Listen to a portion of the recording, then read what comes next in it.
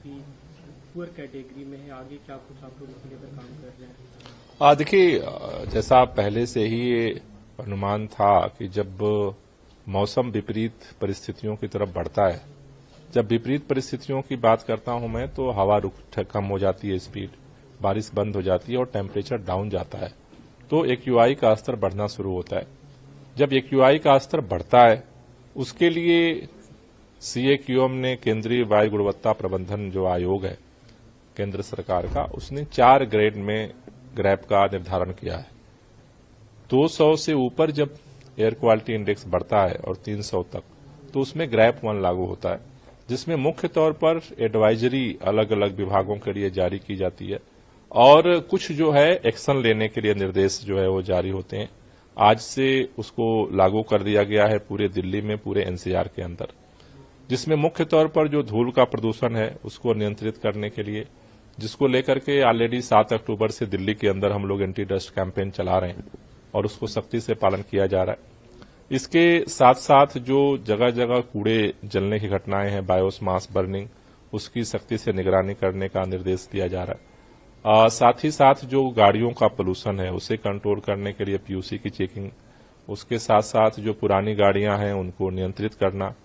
इस तरह की जो कार्रवाइयां हैं, जो कंजेशन पॉइंट्स हैं उस पर ज्यादा ट्रैफिक फोर्स को लगाने का काम किया जाएगा। साथ ही साथ जो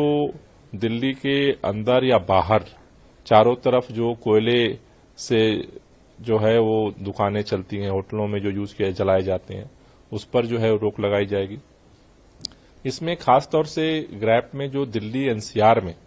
पावर कट होने की वजह से, प्रॉपर बिजली सप्लाई न होने की वजह से जनरेटर का जो उपयोग होता है उस पर रोक लगाने के लिए निर्देश दिए गए हैं। जो ईंट भट्ठों का जो पोल्यूशन होता है उसको निगरानी करने के लिए निर्देश दिए गए हैं।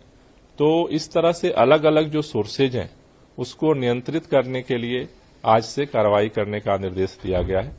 दिल्ली के अंदर हम इसे सख्ती से लागू करते हैं और पहले से ही हम इसको लेकर के काफी सक्रियता से काम कर रहे हैं और आगे भी करेंगे। लेकिन पिछले सालों में हमने देखा सर, जब प्रदूषण के स्तर में बढ़ोतरी होती है, आप कहते हैं कि अपने स्तर के काम कर रहे हैं, पड़ोसी राज्यों की तरफ से उसका जो सोर्सेज है उस पर कंट्रोल नहीं हो पा रहा है, तो क्या इस बार उसमें कुछ बदलाव हुआ है कि वहां पे कंट्रोल किया जा सके? कोई बातचीत हुई इसके लिए? मेरे ख्याल से पिछले दिनों से तो इस बार भाजपा सरकारों की निष्क्रियता ज्यादा दिख रही है। कम से कम हर साल भाजपा की जो केंद्र की सरकार है, दिल्ली के चारों तरफ ऊपर नीचे भाजपा की सरकार है, केंद्र में भाजपा की सरकार है, बगल में हरियाणा में भाजपा की सरकार है, दूसरी तरफ उत्तर प्रदेश में भाजपा की सरकार है, इधर राजस्थान में दिल्ली चारों तरफ से भाजपा की सरकारों से घिरा हुआ है। हर साल भारतीय जनता पार्टी की सरकार कम से कम केंद्र की एक ज्वाइंट मीटिंग कर लेती थी, इस बार वो भी नहीं की गई। तो भारतीय जनता पार्टी से लोगों से मेरा निवेदन है, 4 सरकारें हैं भाजपा की दिल्ली के चारों तरफ ऊपर नीचे, आपको भी सक्रिय होना पड़ेगा। तभी मुझे लगता है कि जो ये पूरा उत्तर भारत की समस्या है, इसीलिए जो ग्रैप का जो इम्प्लीमेंटेशन है पूरे एनसीआर के लिए नियम लागू होता है, क्योंकि अब दिल्ली में तो हम 24 घंटे बिजली सप्लाई करते हैं, हरियाणा यूपी में तो हम नहीं कर सकते, वो तो उनको करना पड़ेगा। ईंट भट्ठे दिल्ली में तो नहीं चलते, लेकिन जहां चलते हैं हमारे पड़ोसी राज्यों में, वहां उनको नियंत्रित करना पड़ेगा। तो डस्ट जो मिटिगेशन को लेकर के, डस्ट कंट्रोल करने को लेकर के जो मेजर्स दिल्ली में उठाए जा रहे हैं,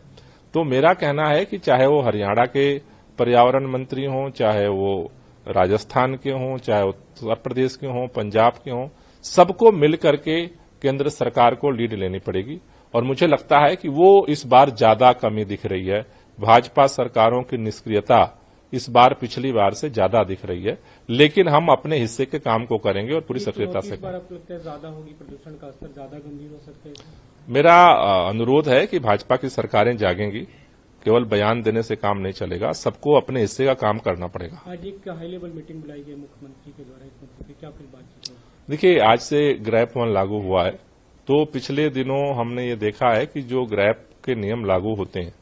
जो विंटर एक्शन प्लान है, उसको इम्प्लीमेंटेशन को लेकर के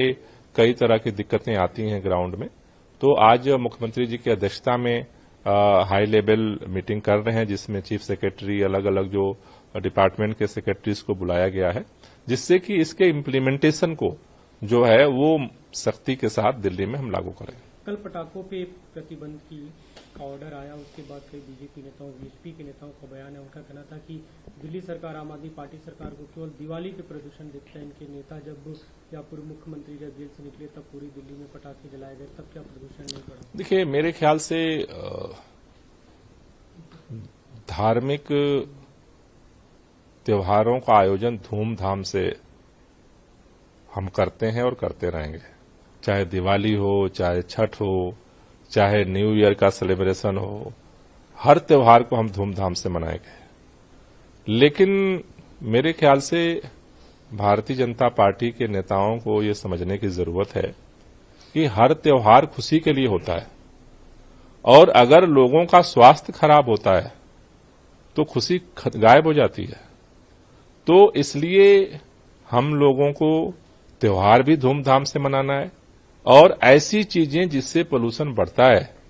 और हमारे सांसों पे संकट आता है, बुजुर्गों की जिंदगी पे खतरा मंडराता है, बच्चों की जिंदगी पे खतरा मंडराता है, उसके लिए भी हमें प्रयास करना है। तो मुझे लगता है कि सबको इस बात को समझना चाहिए और सबको मिल करके वो प्रयास करना चाहिए जिससे कि प्रदूषण